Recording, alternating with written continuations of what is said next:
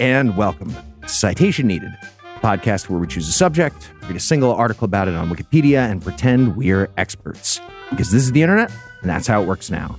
I'm Heath, and I'll be hosting this roundtable about an epic naval blockade. And I'm joined by some first-class X-Men with mutant podcasting powers, a.k.a. the Cerebros. We have the swordsman, LARPing Saber-Tooth, the juggler not, the poetic force from that sketch that one time, Cyclops Tom, and the mentalist, Magic Nito, Cecil, Noah, Tom, and Eli.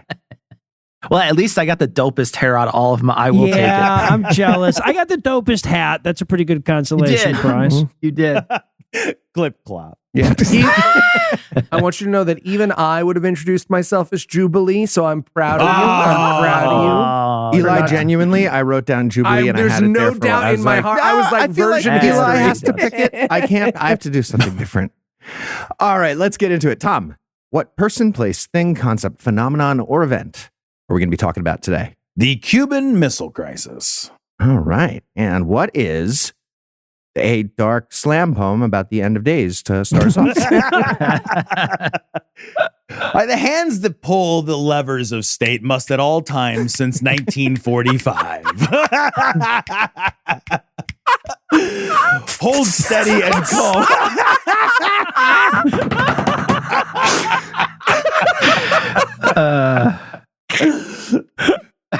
I'll start over.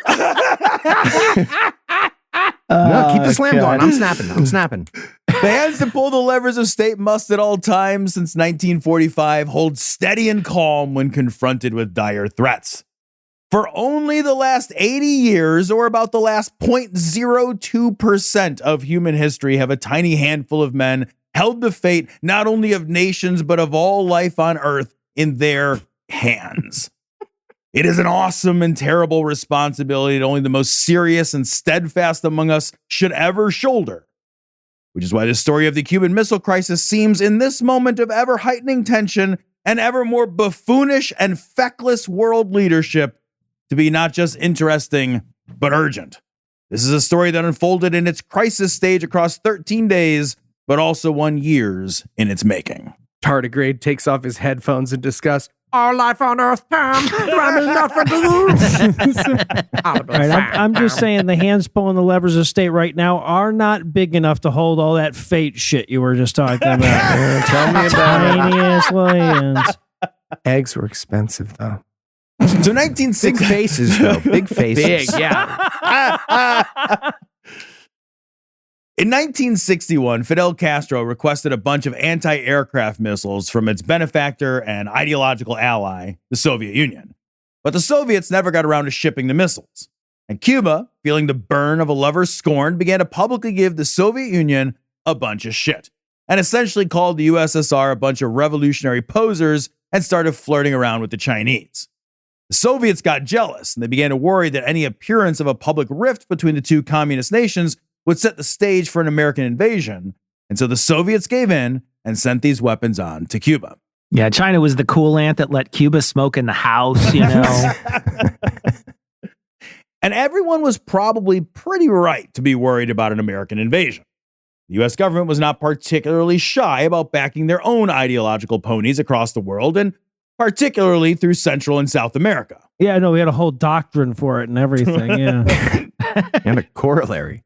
And so in 1961, under Kennedy, the U.S. launched the Bay of Pigs invasion, a disastrous attempt to use CIA-trained Cuban expats to overthrow Castro's government.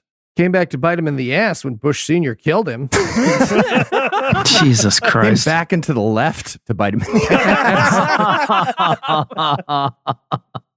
Now, we covered this mess way back in April of 2020, and afterwards, Eisenhower warned Kennedy that this debacle would embolden the Soviets to pull their own shit in Cuba. And the U.S. didn't give up fucking around in Cuba. The U.S. essentially undertook a series of straight-up state-sponsored terrorism against Cuba, using the CIA and the U.S. military to attack both military and civilian targets. The goal was to overthrow the Cuban government, and the effort was sustained, intense, violent, and ongoing. In 1962, the economic warfare began, with the U.S. launching an embargo against Cuba and mandating a series of guerrilla operations aimed at fomenting, quote, the open revolt and overthrow of the communist regime. Yeah, well, we tried to blow up Castro while he was scuba diving with an Acme seashell bomb, but I think the plunger didn't work or something. So all we had left at that point was, violent regime change. Yeah. and don't worry, guys. I'm sure that embargo is going to work any minute now. We are wearing them down. So all of this was quite worrisome for the USSR. Relations with the USSR and the U.S. were, to say the very least, strained. Kennedy ran for office in part on a campaign of closing the nuclear missile gap with the Soviet Union.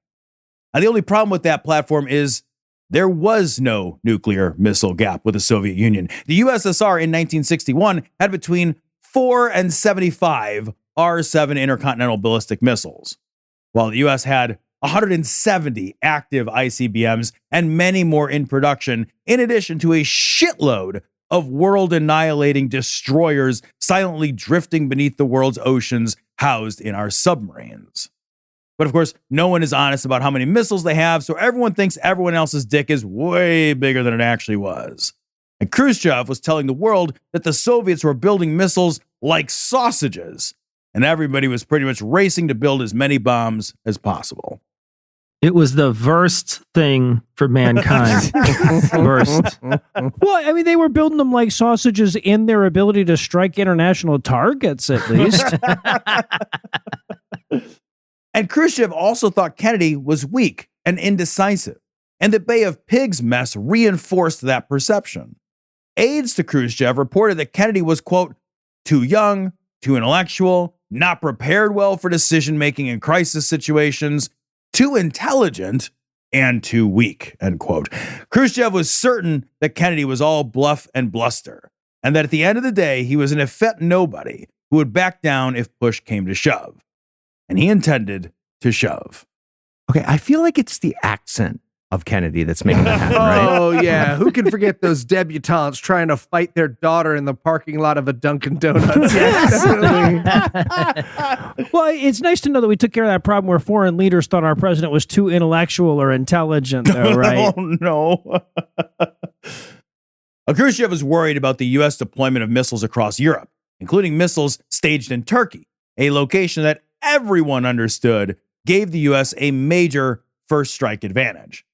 And in a nuclear war, anything that extends beyond the first strike is just a massive loss for literally everyone in the world. So Khrushchev decided to counter that threat with one of his own by placing nuclear-capable missiles in Cuba, which is only 90 miles or so from the U.S. mainland, if you count Florida as mainland. In 1962, Soviet ICBMs weren't very accurate or reliable, nor, as we've discussed, nearly as numerous as they would have everyone believe. But they did have a bunch of much better and much more accurate and reliable medium-range ballistic missiles, which paired much better with the skip a stone distance between Cuba and the U.S. So as a staging ground for a first strike, there's pretty much no place better. I mean, I assume you're not counting grandma's Facebook, because then sure, yeah, I guess sometimes. Now, it should also be noted here that Khrushchev knew that the U.S. was going to find out about these missiles, and that the U.S. was not going to be excited about the prospect of radioactive thermonuclear Armageddon delivery vehicles stationed literally a handful of miles away from U.S. soil. But what he also understood was that getting these missiles into Cuba gave him not only military power, but also tremendous political leverage. The presence of the missiles, he believed, would also allow Khrushchev to strong-arm Kennedy into giving up its protection of West Berlin, a prize much sweeter than Cuba. So even if Khrushchev had to trade missiles in Cuba to gain West Berlin, it would still have been a huge win for the Soviets. Really sounds like a late-stage risk board with no one controlling any content. What do you mean Australia has no back? What's a back? So in 1962, Khrushchev pressured Castro to accept the placement of nuclear missiles in Cuba, and the operation began in utmost secrecy. Almost no one knew the precise nature of the operation, including many of the troops detailed to the mission itself. In fact, troops being deployed to Cuba were lied to about their destination and told to bring cold weather gear for their deployment, and they were outfitted with parkas and ski boots and winter gear before leaving. Okay, but bring 7 bathing suits for there's hot tubs. There's like ski. I love the idea of all these guys getting out, all sure that they've been sent to the wrong place by accident, but nobody wanting to remind the teacher to give them homework, right? Okay, but nuclear missiles are very hard to keep secret, especially if your government and military is a bloated and bureaucratic disaster. And by July, a total of 43,000 foreign troops were now in Cuba to support the mission, a number which seems vastly out of proportion to what could possibly be needed, and which just has to be suspicious as all hell. And despite having sent a team of agricultural engineers to scope out good hiding places for the missiles, the Soviets decided they could just stick the missiles under some palm trees and whistle and walk away. Okay, what if we got really big drink umbrellas and we put those? So, also, the missiles themselves were made in Russia, which is cold and dry. But the missile pieces were now being assembled in Cuba, which is neither of those. And so pretty much right away, all the stuff that the troops brought with to get started got corroded. Fuses failed, engines burned oil, everything just sucked, which made the 43,000 troops trying to hide a medium-range nuclear ballistic missile almost comically easy to spot. Just whistling, loo, loo, loo, doing Cuba stuff. 70-foot-long metal cigars are my favorite stuff, normally. So by August, the U.S. had figured out the Soviets were building missile stuff in the backyard. And not only because of the missiles, but also because the Soviets started building a bunch of missile support stuff, like surface-to-air missile systems, which are pretty much a big neon sign saying, look here, under these palm fronds. And so some U-2 spy planes flew around taking spy pictures, and they spied themselves some missile-launching palm trees. But for the last time, we know that war bodies aren't a thing. You're going to put them on missiles. We know you are.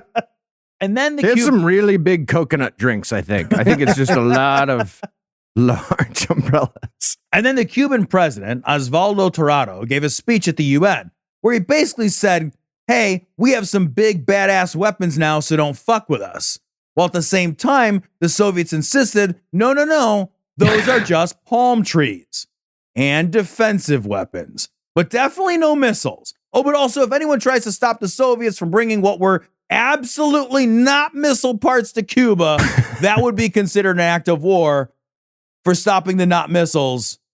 So there were just definitely missiles there. Yeah, you can understand why they started using puppets in our government instead. All this back and forth is confusing, right? Keep it in-house. On October 16th, Kennedy was notified, and they came up with 6 options to respond. The first was to do nothing and just accept, hey, there's missiles in Cuba now.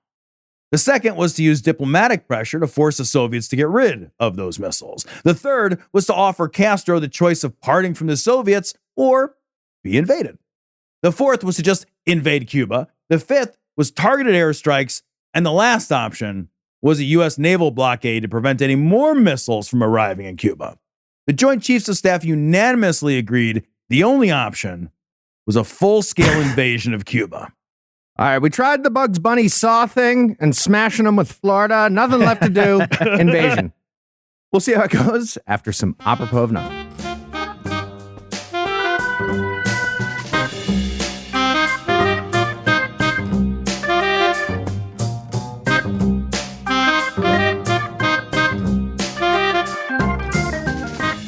And then apparently they let Big Balls drive a fighter jet?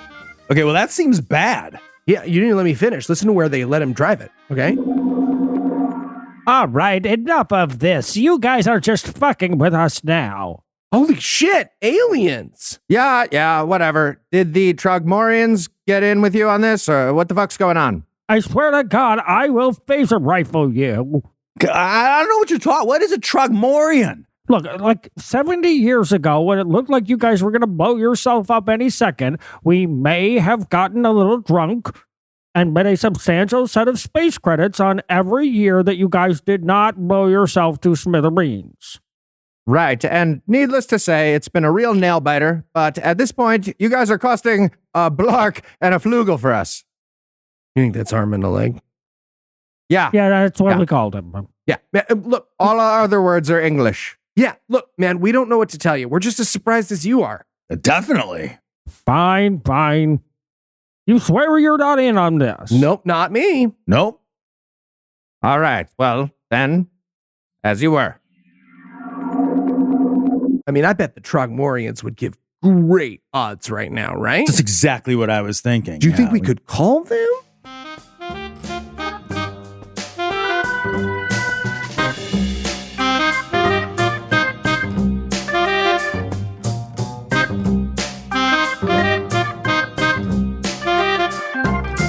And we're back.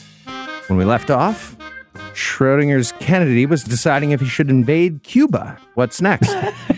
So Kennedy was not at all convinced an invasion of Cuba was a great idea. And while the Joint Chiefs were certain that Khrushchev would sit back and let Cuba be invaded, Kennedy was equally sure that an invasion of Cuba would give the Soviets the pretext they needed to take over West Berlin. And not everyone agreed that missiles in Cuba actually accomplished much in the way of changing the balance of strategic power. You see, an ICBM travels at about 15,000 miles per hour. This was back in 1961 terms. So even staged in the Soviet Union, the missiles in existence before being staged in Cuba could still strike the US in less than an hour from launch. A few more missiles, a few minutes closer, might not actually matter that much. Okay, but Sarah Palin can't be everywhere. We had to do something. Well, yes, of course, sir. But you see, the Americans will be 43 minutes more scared if we... But we were, though.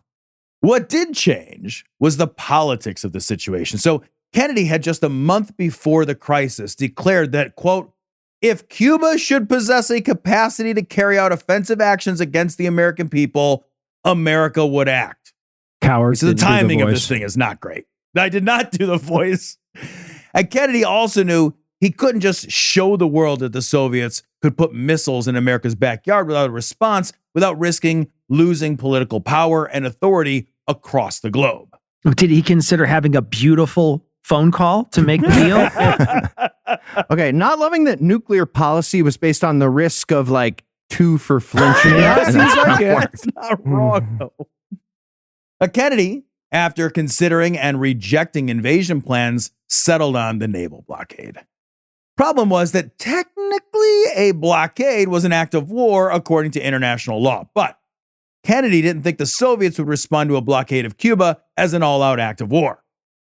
The argument from just the tip of the act of war. Okay. And on the 22nd of October, Kennedy met with congressional leaders to propose the blockade. But Congress thought the blockade was not a strong enough response. Kennedy chose to move forward anyway, and that evening addressed the nation in a televised address announcing the discovery of the missiles and the blockade, which he had renamed a quarantine to avoid legally starting a war. Because it's socialist distancing. During that speech, U.S. forces were placed on DEFCON 3. That is a state of increased force readiness, and a bunch of Navy ships were dispatched for the blockade, and shit was beginning to become very, very real. But they were only able to get a few ships for the blockade, so it was about as effective as playing tag around a kitchen table in your socks. The world understood immediately what was at stake and responded. The Chinese Daily People announced that 650 million Chinese were standing by the Cuban people. In West Germany, fear rippled through the populace that the Soviets would target West Berlin for retaliation. The Pope offered platitudes, while in the Soviet Union, the blockade was construed as piracy that would lead to war. I like that you included that the Pope is still useless, Tom. We should just randomly insert that into all our essays, like kind of a public service announcement every so often. Well, yeah, no, because the Pope offered platitudes. That was the entirety of my essay on the papacy, and you guys said it was too short. So I'm glad. I'm just glad it found a home somewhere on our show. That's the job. Pretty much the whole thing. Now, the 24th of October, Khrushchev began sending rushed telegrams. This is the 1960s equivalent of furious late-night tweeting, trying to convince Kennedy that the Soviets would have no choice but to ignore the blockade, casting the world into a dangerous game of nuclear chicken. Hey, John, yup. Stop. I'm going to blow up the world. Stop. Don't add me. Stop. Did you read it? On the 25th of October, after a tense confrontation between the U.S. and Soviet ambassadors, the DEFCON level was raised to DEFCON 2. This is defined as being near nuclear war.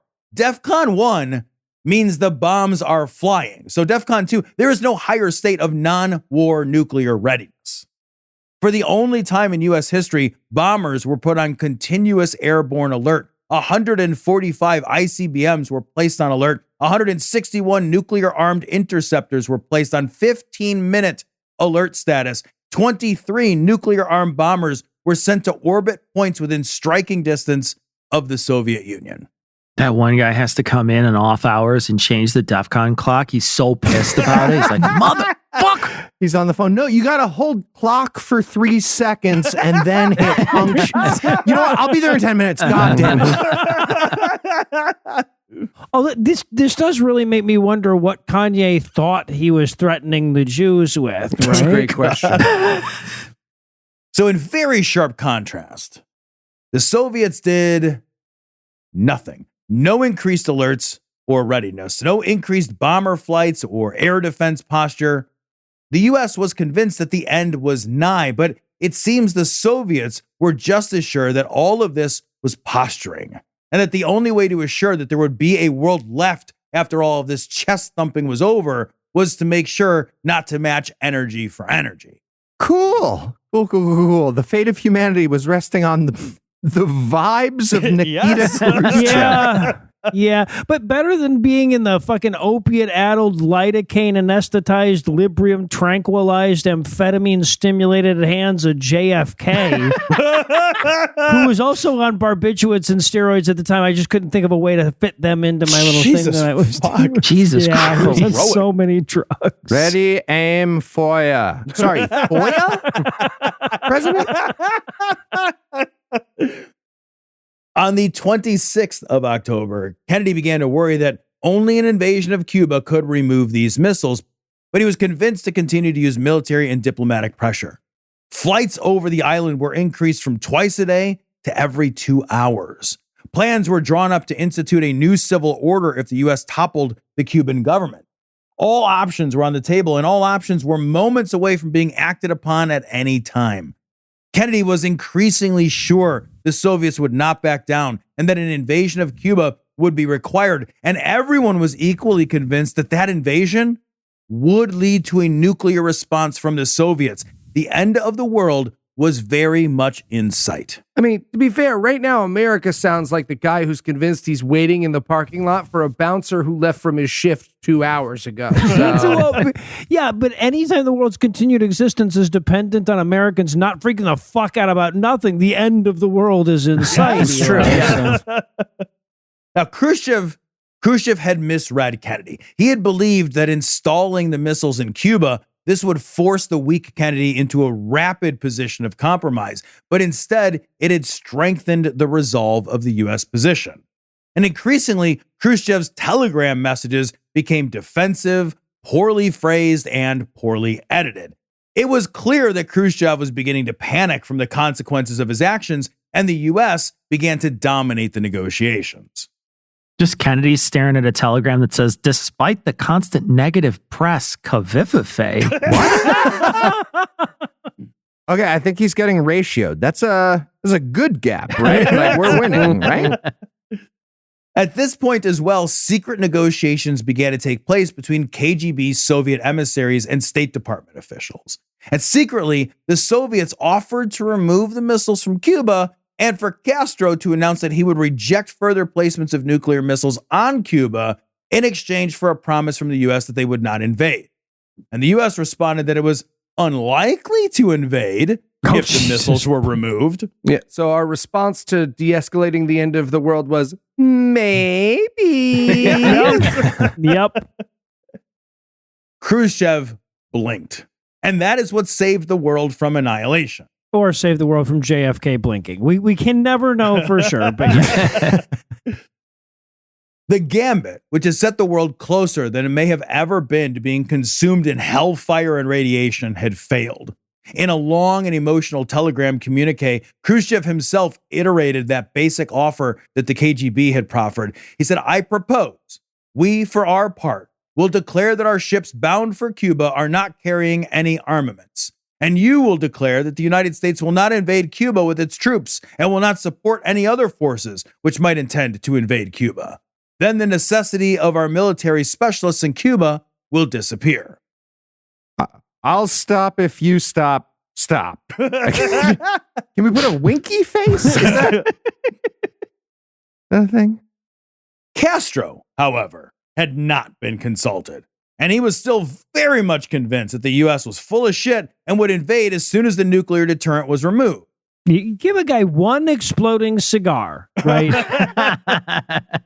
So he began agitating with the Soviets for a preemptive first strike against the U.S. and ordered that anti-aircraft guns fire against all U.S. planes flying over the island. On October the 27th, a new message began to emerge from Khrushchev. Now the Soviets would remove the missiles from Cuba if the U.S. removed its missiles from Italy and Turkey. And Turkey, for its part, did not want the missiles removed, whereas the Prime Minister of Italy was only too happy to offer up some of its U.S. missile sites in exchange for an end to this standoff. Tensions further ratcheted up when a rogue Soviet commander fired a surface-to-air missile and took out a U.S. U-2 spy plane, and later that day, other photo recon planes were fired upon. It's so weird. The more you guys say maybe, the roguer our commanders get. I just don't know what's going on with these guys. So Kennedy had previously stated that if U.S. planes were fired upon, the U.S. would respond by retaliating through airstrikes against the missile sites. But Kennedy felt that negotiations were proceeding just well enough that an attack now would damage the talks. So Khrushchev denied that a Soviet soldier had fired upon the U.S. spy plane and said instead that it was a Cuban soldier under orders from Raul Castro. Okay, we're all lying about everything, and we all know we're all lying about everything. So, like, time out? Robert Kennedy began to negotiate, increasing the pressure on the Soviets by telling them that although JFK chose not to escalate after the spy plane was shot down, quote, "the president is not sure that the military will not overthrow him and seize power," end quote.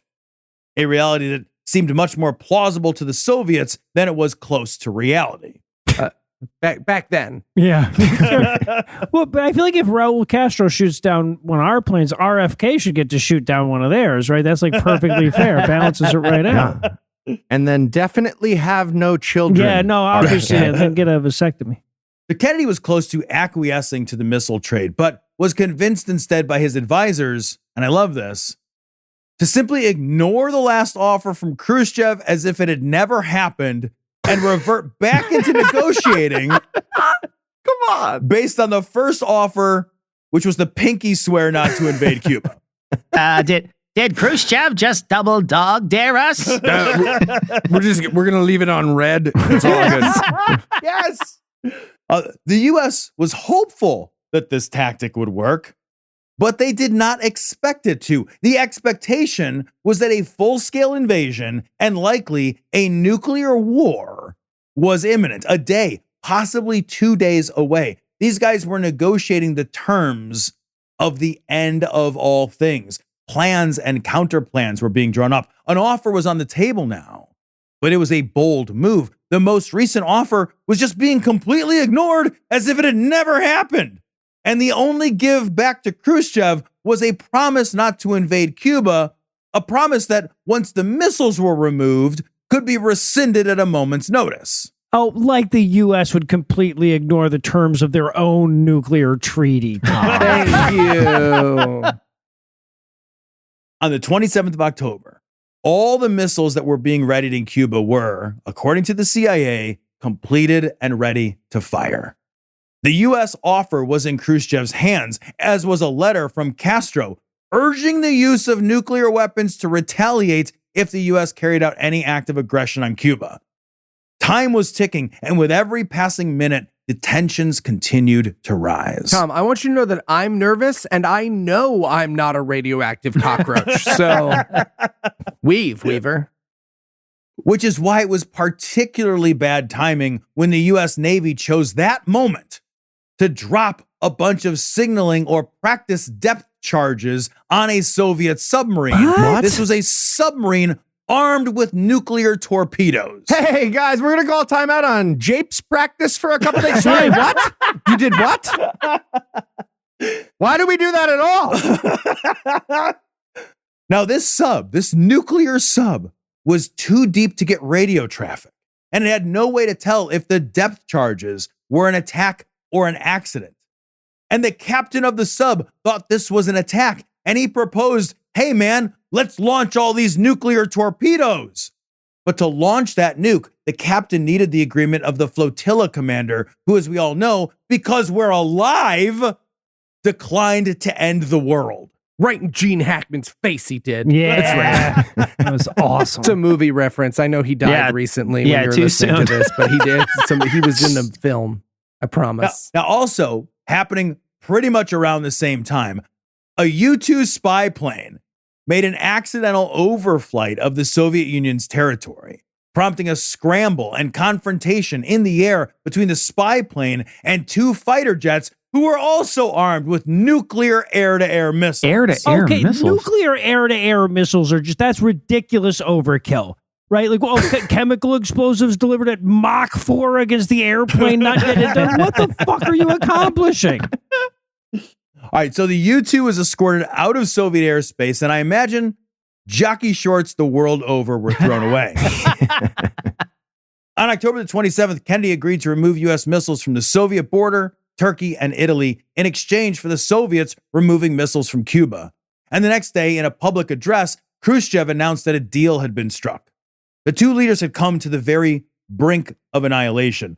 Planes were shot down, others confronted in the air, nuclear submarines were accidentally attacked, and all during a period of higher tension than ever imagined. What the U.S. didn't know at the time was that there were already 162 nuclear warheads in Cuba, and that the Soviets and Cubans had already agreed that any invasion would immediately have been met with a full-scale nuclear response.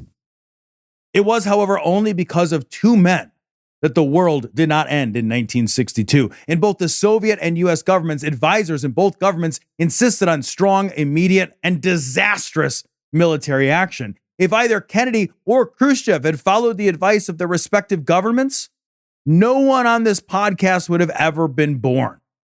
So following that crisis, a hotline was established, allowing for a direct connection between the two nations, but specifically between the two leaders.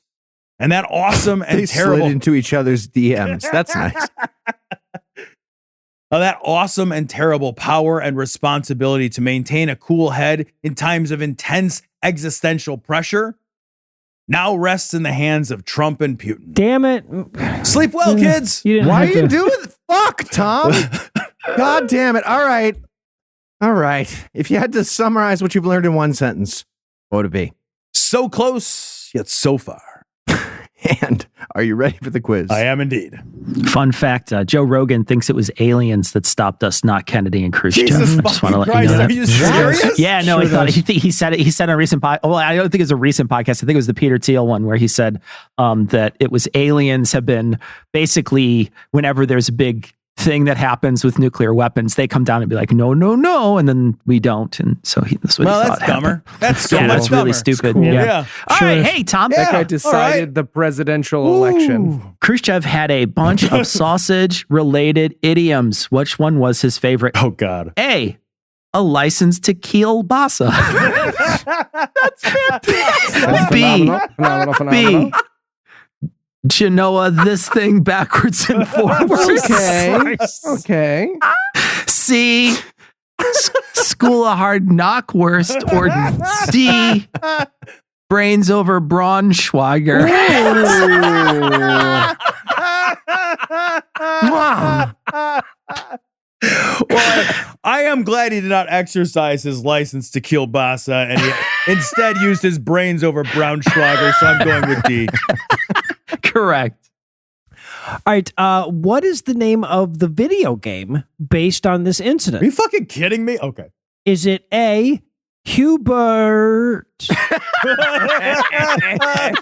B, Love that game. the Warsaw Pact Man, Amazing. Amazing. C, Missile Command, which was genuinely inspired by the recurring nightmares about these events that haunted programmer Dave Thierer for his entire life, or D, Castrobot.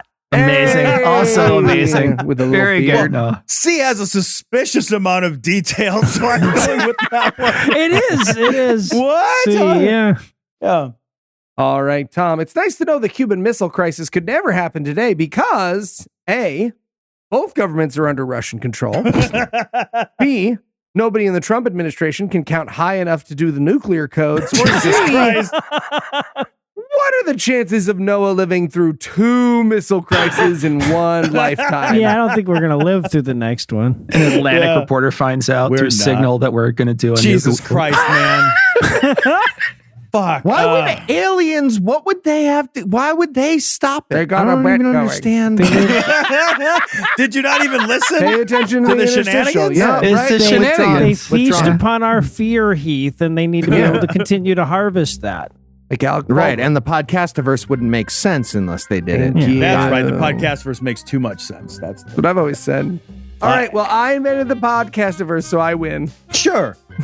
All right, Noah, you are old. So you write an essay for next Yikes. week. This way, I like the way that you wove it all together into a Thank joke you. instead of it just being an insult. All right. Well, for Tom, Noah, Cecil, and Eli, I'm Heath. Thank you for hanging out with us. We'll be back next week, and Noah will be an expert on something else. Between now and then, you can listen to Cognitive Dissonance, The No Rogan Experience, Dear Old Dads, God Awful Movies, The Scathing Atheist, The Skeptocrat, and D&D Minus. And if you'd like to join the ranks of our beloved patrons, you can make a per-episode donation at patreon.com/citationpod. And if you'd like to get in touch with us, listen to past episodes, connect with us on social media, or take a look at the show notes, check out citationpod.com.